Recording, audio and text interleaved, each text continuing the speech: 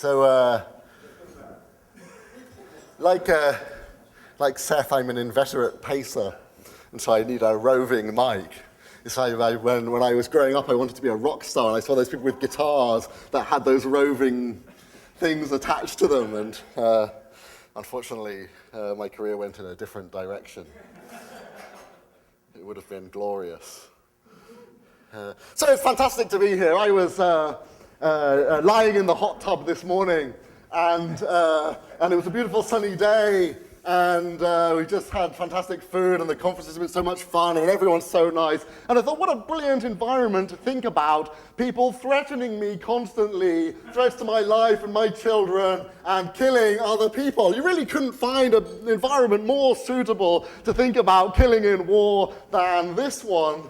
And my paper is grounded in some real-world facts. Unusually for my work, I'm actually going to talk at least once about something in the real world, which is particularly grim and miserable, so this is a really great opportunity to do that. Here's the real-world case. It's called Demovich, and it was the first case that was decided by the International Criminal Tribunal of Yugoslavia. It is a landmark case in international criminal law. I'm not an international criminal lawyer, so my knowledge of the law in this area is really feeble, but I thought the case was interesting. I heard it in a paper given by someone else at a conference that Francois was hosting in Osgood Hall, and I thought it was so fascinating I would actually read a whole case for myself. I try not to do that anymore these days, but in this case I thought I would suffer the burdens of actually having to read the law. It's a really terrible thing to do, because when you read the law, then you always have to read the judgments, and the judgments are so inept. It's just frustrating when you've been reading all this philosophy, you think all these smart guys and these judges are just feeble, and they have to think about the actual real-world examples, and actually whether to hold someone liable or not, and they're so hopeless at doing it. But nevertheless, I managed to struggle through. So here's what happened in Ademovich. Ademovich was a man who joined the Serbian armed forces, and he did this because he needed some money, I think. He needed a job anyway to support his family, and he found himself in a farm where people were acting in a firing squad and shooting Bosnian Muslims. And Ademovich was threatened that if he didn't participate in killing these Bosnian Muslims, then he himself would be put up against the wall and shot. So Ademovich killed perhaps around 70 people in this conflict in this farm as a participant in these mass executions. And then he afterwards felt very bad about what he'd done, so he went and talked to a journalist and said that he had no choice but to do what he did, otherwise he would have been killed. And then eventually he found himself before the International Criminal Tribunal of Yugoslavia. He put himself up to be judged by them. They slightly disputed exactly why he did that. It may have been because he felt so bad about it he wanted to be tried. It may also well have been just because he wanted to leave the country and this was the only way in which he could do it. So this was the first case that they heard, and they eventually decided that he was guilty of murder as a crime against humanity, and he was sentenced to a period of imprisonment. So one interesting feature about Ademovich was that if he hadn't done the shooting, because he was part of a firing squad, it seemed like the very same victims were going to be shot anyway. And that caused a dispute amongst the court. So some members of the court thought that that was a reason to let him off. They were the minority, and they included the presiding Judge Cassese. The majority thought that this was not a reason to let him off. They followed the English common law and said that duress is not a defense to murder, and so convicted him. Now, in the common law, duress is never a defense to a charge of murder. And there's been a series of cases which hold that. But of course, in the common law situation, you really almost never get a case that's like Ademovich, where the victims are already doomed to die. They'll certainly be killed whatever the defendant does. So if this really came up in the common law just like that, would we then see an exception to the common law rule. I'm not sure. I mean, when judges say there's an absolute rule, you know that never really means an absolute rule. There are always exceptional cases where we allow the person off, and I'm sure that this would be a candidate at least for being one of those. Okay, so what I want to think about is whether duress in this case could be a justification for the killings. Duress is sometimes, it's basically whether duress is best thought of as a justification or as an excuse. It's not a very interesting debate. One of the reasons why it's not very interesting is because people who think that duress is only an excuse will nevertheless accept that it's often true that when you face a very serious threat, you are justified in responding to the threat in a way that does something which is pro tanto morally wrong. So, for example, I'm driving along in my car and Helen carjacks me, gets into the car with me and says, if you don't go and park on double yellow lines, I'll blow your brains out. I would have to be a real rule-bound kind of guy to think to myself, I'm not going to disobey the law, how could I, heaven forfend, and carry on driving and have my brains blown out by Helen. It would be perfectly okay to do the pro tanto wrong act in that case and park on double yellow lines. I'm sorry, I have no drawings of Helen. Helen is hard to capture in drawings, unlike me. And my artistic talents, although superior to Helen's, are still feeble. Sorry, I haven't. I'm sorry about that. I am jealous, that's true. So I'm interested in duress as a justification to a charge of murder. So here's what goes on in cases of duress. I'm going to say these cases are justified duress, but if you don't like to call them duress cases, call them something else. It doesn't really matter. I think they're best called duress cases, but I don't want to fight about it. Okay, so here's what goes on. Someone makes a threat to me. They say, if you don't do X, then I'll do something bad. And so now it looks like I have a reason to do X to stop the person doing this bad thing. And I act in order that this person doesn't do this bad thing. And the act I do is pro tanto wrong. And were it not for this threat, in this standard case of duress, then I wouldn't do this wrongful act. I'm only doing it in virtue of the fact that I've been threatened. So that's the standard kind of duress case that I'm interested in. And then the question is, when is it true that the fact that I'm being threatened in this way justifies me in doing this pro tanto wrong act? That's my question. So here's two kind of objections that you might have to saying that duress is a defense under these kinds of circumstances. One kind of objection goes like this. If I act under duress, then I'm collaborating with evil. So here's this person who's threatening me, and when I fulfill the threat, then I'm collaborating with this evil plan, and I ought not to associate myself with evil plans like that. Now, anyone who's read any Bernard Williams from a long time ago will see that this has a history, this kind of objection. It says something like, I would threaten my integrity were I to go along with the plan. The plan conflicts with my projects and aims and goals, or something like that. It's never quite clear what Williams meant, but you can see the kind of idea, at least, that this would be kind of corrupting of me. So it looks like if that's going to be an objection, it should take a form something like this. I have a self-regarding duty to maintain my integrity and pursue my goals and not do things that are in conflict with it. And if I associate with this person, I'll do something that violates my self-regarding duty, my duty to myself to maintain my integrity. And this also, I think, suggests why this kind of worry about acting under duress looks quite weak. When we think about denying the person the defense of duress, we're primarily focused on the people that are subject to the threat. So, the people that are the object of the threat. So those people that will be killed if I carry out the threat, those people I'll shoot. We don't normally think that the main reason to worry about duress is me corrupting myself. And in fact, it seems a bit navel-gazing for me to say, well, what I'm really worried about is me and my projects. I don't care about the guy I'm shooting all that much, but I really care about my projects, and this would conflict with those. That seems like a weird way to see these cases. What we're really concerned about is the person I'm going to shoot.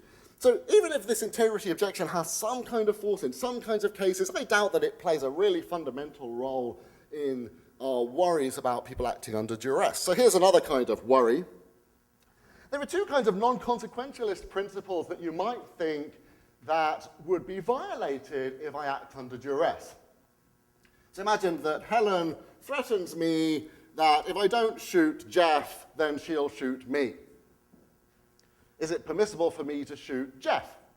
Well, here's one kind of constraint. You might think there's a doing and allowing constraint. If I don't respond to the threat, then I'm allowing myself to be killed. If I do shoot Jeff, then it's a doing. I'm killing Jeff.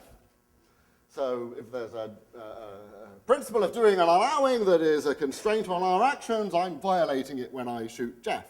And you might think, well, in that case, even if the threat is bigger than the harm I'm causing, I ought not to do it. So, for example, imagine Helen says, I'll shoot you and your kids if you don't shoot Jeff.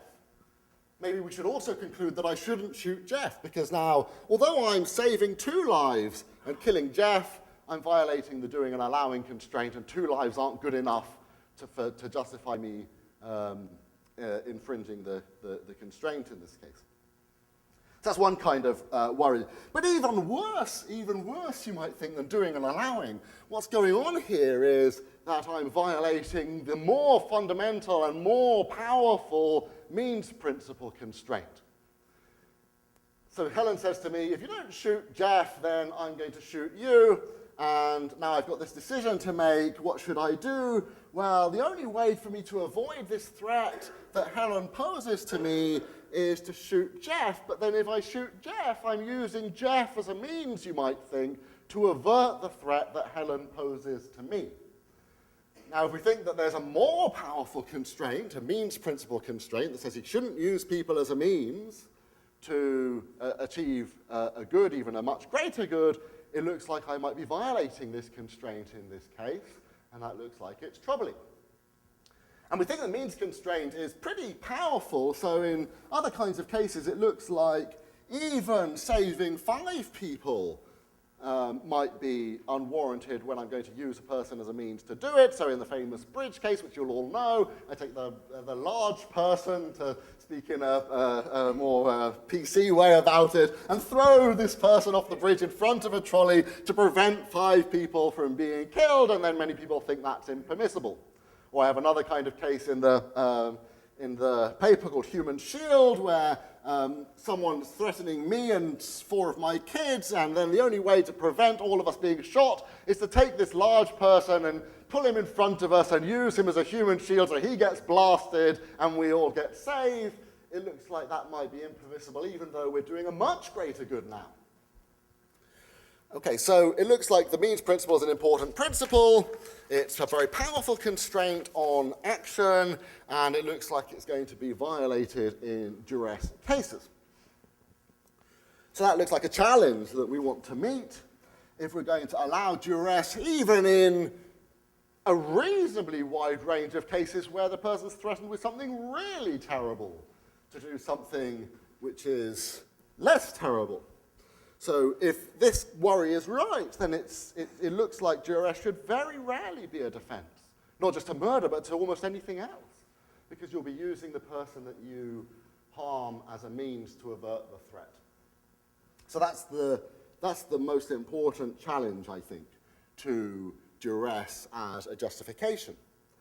And now I should say that if it's true that there's a real challenge to duress as a justification along these lines, there's also going to be a very powerful challenge to duress as an excuse. And the reason why is that when we appeal to excuses, we appeal to the idea that our responsibility was somehow undermined by the fact that we were terrified or involuntarily intoxicated or confused or drugged or half asleep. And so we couldn't quite work out what we ought to do. Our reasoning was interfered with. Our judgment was interfered with. Or we did something which was very constraining, which we were afraid of, and so we were kind of compelled to do what we did. But that kind of excuse is going to be a hell of a lot more plausible when you do something which is reasonably close to being justified. It's going to be pretty hard to run that kind of line when what you do is a hell of a long way away from being justified. So imagine someone says to me, I'm going to break your leg if you don't steal a car. Maybe I could excuse stealing the car in that case. Because what I do, even if it wasn't justified in stealing the car to avoid a broken leg, maybe it looks like it was at least excused because it was pretty close to being justified. But if someone says to me, I'll break your leg unless you kill 1,000 babies, now that looks like I'm not going to have an excuse in that case. Because what I do is a hell of a long way from being justified. To kill 1,000 babies to avoid a broken leg is so far away from being justified. Okay, it's pretty terrifying to have a threat of a broken leg. It's not like it's not scary, right? I mean, it's really scary that someone's about to break your leg, but nevertheless, my reasoning isn't undermined so much that I can't now abide by the constraint not to kill the 1,000 babies. So if I shoot the 1,000 babies, not only am I not justified, I'm not excused, but now if it's true that duress is very rarely a justification, we should also suppose that it's very rarely true also that duress is going to be an excuse. So we've got this real challenge then to duress, both as a justification and as an excuse that the means principle gives rise to, because the means principle looks like it's a very powerful constraint that means we're going to be a long way away from being justified in what we do when we kill someone or even harm them very significantly under duress. Okay. So then here's the strategy of the paper. What I try and do is say, well, there are some cases where this constraint doesn't apply very powerfully, or maybe doesn't apply at all. And there are other cases where, even though the constraint applies, there are reasons to distinguish duress cases from other means principle cases. So I'm going to talk about both sets of cases, but I'm going to focus on the latter, because I think that the latter is more interesting when we're exploring the fundamental moral issues behind duress. But I'm going to talk about the former things a bit too.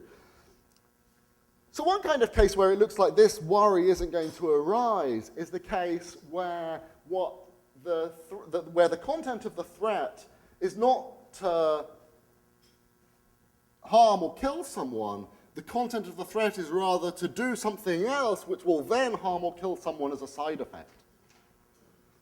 So you think about the standard war case where you're coerced to go to war, but the war, say, is disproportionate, but it's disproportionate for side effect reasons. Now, it may be that, because the collateral damage, or whatever we want to call it, is going to be too large. Now, it looks like the constraint might not apply in that case. So I have a case on the handout called insurance threat. X wants his shop blown up for the insurance money. He threatens D that if D does not detonate the bomb that X has planted in the shop, X will kill D and 4 other members of D's family. But D knows that when he detonates the bomb, he's going to kill a bystander. Now, he doesn't kill the bystander as a means in that case. And so it looks like the means principle in that kind of case is not engaged. There are other cases where the means principle is engaged, but the concern is vitiated by the fact that the person who is used as a means is already doomed to die. And that was the case in Adamovich itself, at least, possibly. That if Adamovich was actually as part of a firing squad, and the people who he shot would have been shot by the other members of the firing squad had he not pulled the trigger. Let's suppose that that's true, that that's certainly true. Now, can we say that he ought to have a duress defense? And I think that the answer is yes, in these kinds of cases when the threat is pretty substantial. So imagine that Helen says to me, if you don't shoot Jeff, then I'm going to shoot you, and not only am I going to shoot you, I'm also going to shoot Jeff. So now Jeff is going to get it in the neck whatever happens. He's going to get it in the neck from me, or he's going to get it in the neck from Helen, whatever happens. Jeff is just doomed to die either at my hand or at Helen's hand. But if he dies at my hand, I get this big benefit that my life gets saved from Helen's threat. If he does it at Helen's hand, on the other hand, it looks like I'm now going to die. Do I have to now give up my life, even though this is no benefit to Jeff? And you might think, well, here's an argument why we should allow this. It's just Pareto. Jeff is no worse off if I kill him. I'm a hell of a lot worse off if I don't. So here looks like a decisive argument in favor of me being permitted to shoot Jeff. And Dick Arneson offered something like a Pareto kind of thought in yesterday's discussion. And I thought that in his kind of case, where the benefit is much, much less, we might have more concerns, though. So imagine that rather than saying to me, so imagine Helen says to me, well, if you don't shoot Jeff, I'm going to shoot Jeff myself. So Jeff's doomed to die anyway, but rather than Helen killing me, she's just going to steal my jelly beans.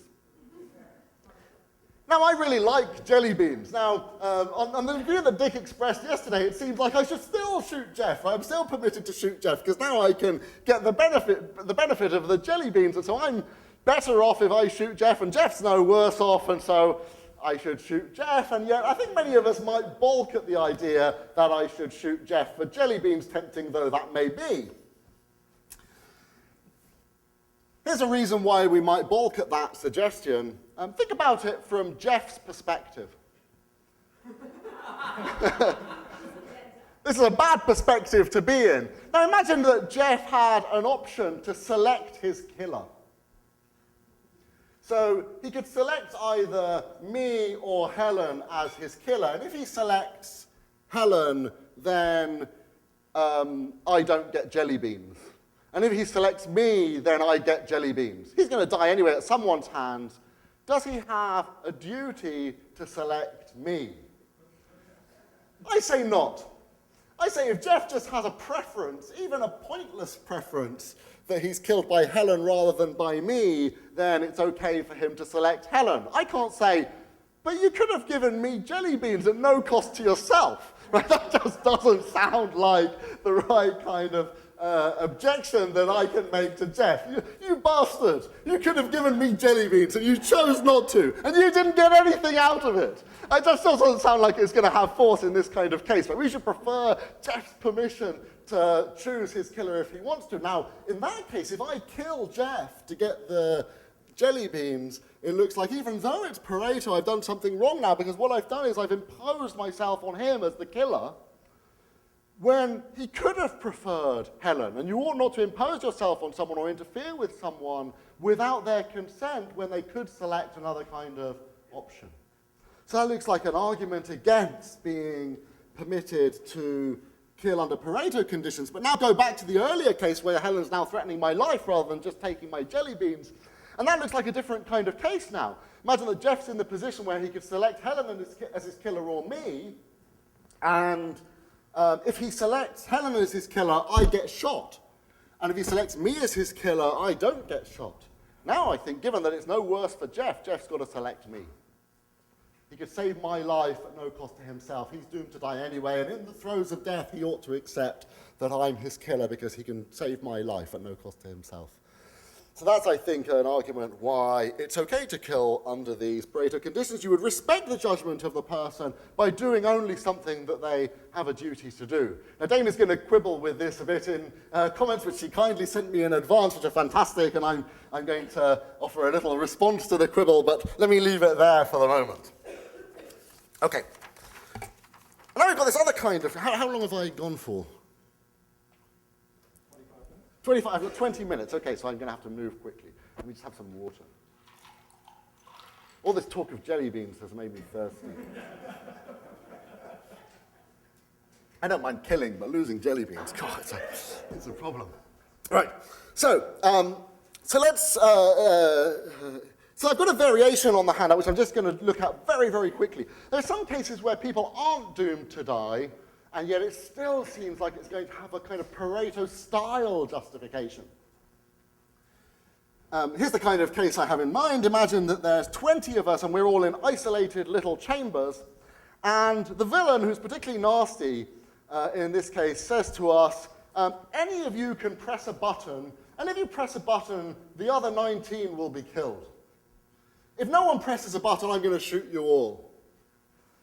Now, if I press a button in this case, I kill 19 people and I save myself, if I'm the first person to press. Anyone who's the first person to press is going to save themselves and kill 19. No one in this case, when I press the button, is doomed to die, because they all have a chance of pressing. So when I press first, I kill people who aren't doomed to die. Now, you might think, well, no one should press in that case. But if no one presses, all 20 get killed, right? So that's got to be bad. We want to try and avoid this result where 20 are killed rather than 19. So it looks like we want to create the conditions under which people can press. Now imagine that I'm the fastest. Can I press as fast as possible? I'm not sure. I think I should probably give the other people a fair chance of pressing. So what I should do is I should think to myself, well, I want to try and give other people a fair opportunity to press, and so I know I'm the fastest, I know these other guys can't press as fast as me. If we allow me to press fastest, then it looks like the people who've got the strongest abilities are going to win, and it looks like people with lesser abilities have a ground for complaint. We're always disadvantaged, they might say, when disputes are resolved in this way. The fastest always win out this way, and us one-eyed, disabled, slow, morally doubtful people are going to lose out. So some people find it harder to resolve these moral problems than others. Imagine these people have strong doubts, and so they have to reason about it really hard and think about it really carefully. They're dead. Because it already works out what you can do, right? And I'm pressing the button, so that looks like I'm going to kill these people who are more thoughtful, and that looks like it's going to be unfair. So I should give people a fair chance, but then I can't give everyone a fair chance, because what if some of them are pacifists and they're going to refuse to press? If I tried to give everyone a chance of surviving, I know these people have got no chance of surviving, so everyone has an equal chance, we all get killed, and we don't want that result. So there's more to say about this case. I say a little bit more about it in the paper, and I have some more thoughts about it. It partly makes a difference also whether I know that other people are going to wrongfully press. So there's lots of complications in these kinds of cases. But in these cases, I think at least sometimes it's okay to press under certain conditions. And there's a real-world kind of impact of this kind of case. Primo Levi talks about people lifting themselves out of concentration camps where they disadvantage everyone else, but that's the only way of saving themselves. In some cases, it may be true that if no one lifts themselves out, no one has enough food to survive, so everyone in the camp dies. Some people have to select themselves, and in selecting themselves, some people get saved, but it looks like in some cases they give themselves an unfair advantage, and so may act wrongly. Okay. So, now the meat of the paper. So, now let's go back to the standard kind of duress case. In the standard kind of duress case, someone threatens me that if I don't do something very bad, then I'm going to get killed. Now I want to try and add some people in this case to make it more plausible that I'm justified in acting under duress. If it's just a one-on-one case, it looks like it's always going to be wrong. I'm not allowed to prefer myself to someone else, so I shouldn't shoot them even if I'm going to die when they're not doomed to die. So let's add some more people. So Helen threatens me and 4 others that if I don't shoot Jeff, then she's going to kill all 5 of us. And now am I allowed to save the 5 by shooting Jeff? And I worried that this looked like a human shield type case because I'm using Jeff as a means. So if I wasn't able to use Jeff as a means to save the 5 in a human shield type case, does it also follow then that I'm not allowed to shoot Jeff because I'd be using him as a means? Now, I'm not sure what to say about this, but I have at least a reasonably powerful intuition that there's differences between these cases. That although the means principles engaged in both of the cases, they're not completely analogous. And I pick out 2 different differences. One of them has to do with agency. The idea here is that when Helen threats me and I kill Jeff, I'm acting as Helen's agent. So I'm just carrying out Helen's plans. Helen's plans aren't my plans. I'm just acting as her tool. And that somehow undermines my responsibility for Jeff's death, or even if it doesn't quite do that, at least it helps to meet the challenge that he is used as a means. Now, I don't think I have a decisive argument for this, but here's how my thought goes. Something like this. Imagine that Helen threatens me. She says to me, do whatever I tell you or I'm going to kill you and these other 4 people. It looks like if I form a conditional intention to do whatever she tells me, then I make myself into her tool. So I form an intention to carry out the intentions that she tells me to form and carry out. So she says, I intend you to X, and I form the intention to X and then carry it out. And in forming this second-order intention to form these intentions, I make myself into her tool. I make myself into her object for use. So that seems like it might then somehow undermine the extent to which the carrying out of the first-order intentions, which she tells me to carry out, really implicates me in the same way as it would in the standard means principle kind of case. Frances Cam has something like this in her response to Jim and the Indians type cases, though not quite in this kind of context. She justifies it on a kind of meta-retributivistic argument. Given that I have strong antipathy towards retributivism, as some people in the room know, then I don't think that argument is going to be the right one to offer. I want to offer something slightly different.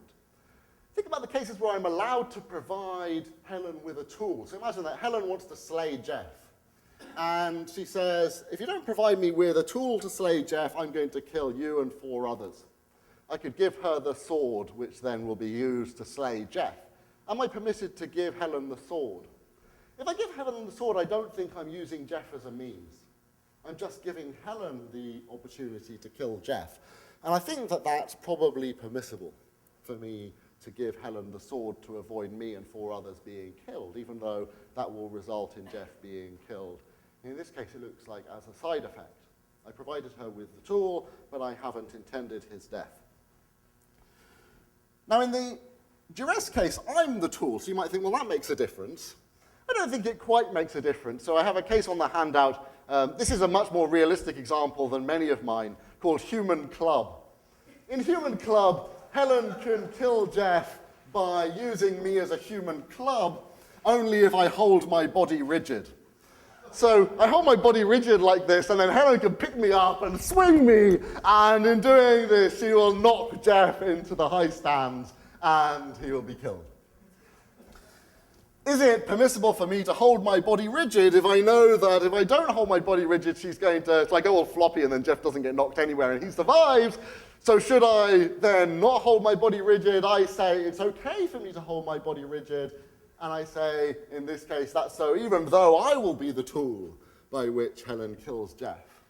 Now think about the standard duress kind of case, where I also sort of make myself into a tool by forming these second-order intentions.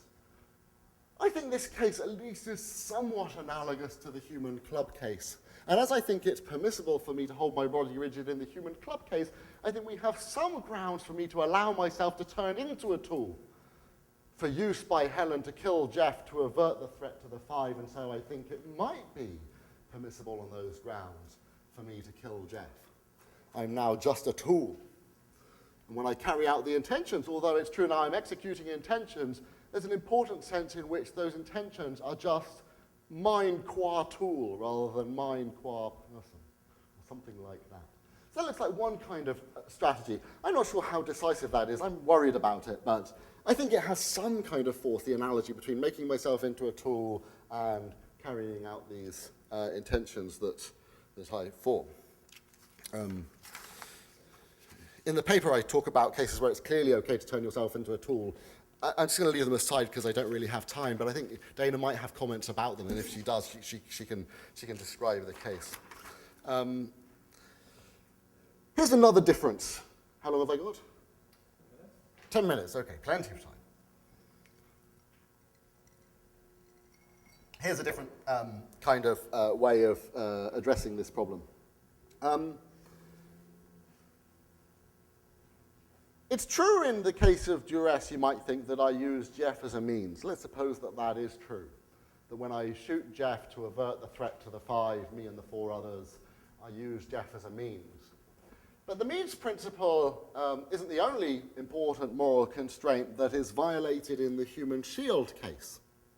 Here's a distinction which Warren Quinn drew, which is not, I think, very well appreciated in the literature. Many people in the literature distinguish between eliminative and opportunistic harming. I do this, other people do this. Some people, and in my own work in this, I've tended to use the word manipulative rather than opportunistic. And now I realize, even though I didn't quite realize it when I did it, that there was good reason for this. And the reason is something like this. Quinn distinguished between 2 different things that were going on in cases, standard cases where a person is used as a means, like the bridge case or the human shield case that I had. The 2 things that are going on in these cases is that on the one hand, I'm used as a means to an end where I may not have a duty to serve that end. And that's one kind of worry, that the ends are imposed on me. So in the bridge case, the person's thrown in front of the trolley to save the 5. It looks like this person's being used as a means to save the 5. Now let's suppose that that person doesn't have a duty to serve the end of saving the 5. They're used as a means to an end they don't have a duty to serve. And you might think that's especially objectionable. But there's something else that's going on in these cases too. In these cases, the other thing that's going on is that if I get to use the person as a means to stop the trolley, then I also benefit from their presence. I'm better off than I would be were this person not there. Or rather, we should say the 5 are better off than they would be were this person not there. So the 5 are benefiting from the presence of this person. Here's this guy on the bridge. If he wasn't there, I wouldn't be able to stop the trolley. The 5 would be killed. If I use him as a means to stop the trolley, then the 5 benefit from the presence of this person. Now, typically in these cases, these two features go together. The person's used as a means to serve an end, and it's also true that the people who are saved benefit from the presence of this person. But in the duress case, that's not quite true. And the reason why it's not quite true is that were it not for the person who I kill, the threat would never have occurred. And so it looks like I'm disadvantaged if I don't get to kill the person. So imagine that I don't get to kill Jeff to save me and my 4 members of my family. I can say something like this: you've made me worse off, Jeff, because if it wasn't for you generating Helen's threat, I wouldn't face this bloody threat. I wouldn't have to give up my life. So if I'm not allowed to kill Jeff, Jeff's made me worse off. And I say, how dare you make me worse off? Now you might say, but Jeff's innocent. Helen's really nasty, and it wasn't Jeff's fault that she hated him so much. Suppose that's true. So suppose there was Jeff was not in any way implicated. So it looks like maybe he is a non-responsible person who's generated this threat. And you might think, well, non-responsible threats don't become liable to be killed. And if you're Jeff, you're going to say that, aren't you? That non-responsible threats don't generate liability to be killed. I don't think non-responsible threats are liable to be killed, but I do think that non-responsible threats are liable to be harmed to a greater degree than bystanders. So let me try and say something about that. Why should it be that non-responsible threats generate a greater duty generates a greater liability to be harmed than mere bystanders? Here's one thought. Jeff has some obligation to internalize the costs of his own existence. So Jeff's existence in this case makes people worse off, and he should to some extent internalize the costs of his own existence. He's the main beneficiary of his existence, after all. So if he's the main beneficiary of his existence, he can also be the person who can bear the costs. Why should he get all of the joys of being Jeff and put all the costs of being Jeff onto other people, right? Why can't he be expected to absorb the costs of being Jeff? That looks like one kind of way to go. And that's different from the bystander. The bystander can just say, this was nothing to do with me. I didn't make anyone worse off by being here, and if you use me, I'll make people better off. That's unfair. I don't have to bear any costs because I don't impose any costs on anyone else by my existence. That's one kind of line that might be used here. Here's another way of thinking about this. So imagine that I'm not permitted to kill Jeff. And let's suppose that I'm not permitted just because it's a one-on-one case. So Helen threatens me that she'll kill me if I don't kill Jeff. And let's suppose that it's right now that I ought not to kill Jeff to save my own life. I'm not entitled to prefer myself. So now I'm facing this lethal threat because I can't kill Jeff. What kind of costs would Jeff have to bear to prevent Helen from killing me? Would he have to bear just the same costs as the bystander? I say, Jeff can't say, this is none of my business. It's nothing to do with me. I say, Jeff, you are the source of the threat. You can be expected to bear some costs. I'm not permitted to kill you, but you can be expected to share in the costs of the existence of the threat. I could divert more costs onto Jeff, I say, than I could divert onto a bystander. Jeff's involved. So I'm not sure how powerful this difference is, so how many more costs can I pile onto Jeff than I could pile onto the bystander to prevent Helen from killing me? I'd say at least some more costs.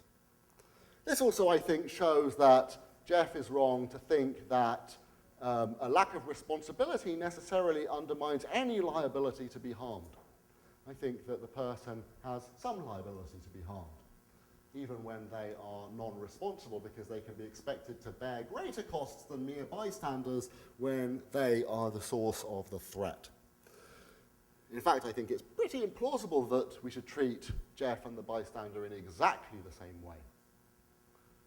Okay, so let me leave it there, and then Dana has some comments, and maybe I'll try and respond. But I'm pretty unsure about any of this, so anyone who wants to kind of undermine this, I don't feel bad about having to give stuff up in this case. Sometimes I feel bad about that, but that's not true in this case. Thanks a lot.